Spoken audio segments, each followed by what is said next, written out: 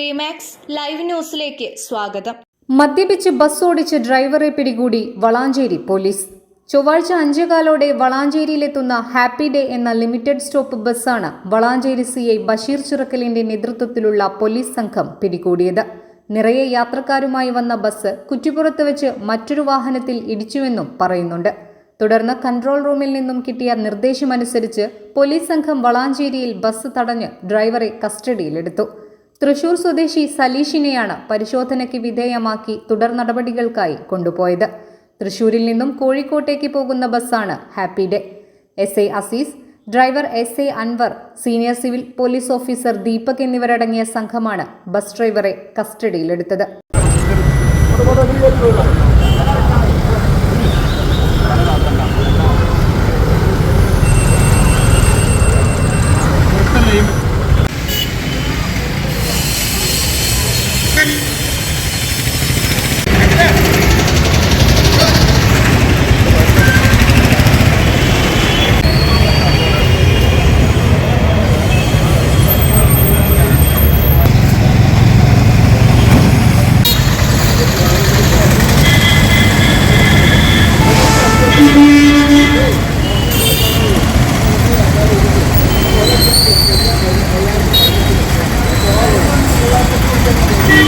News desk, Three Max live.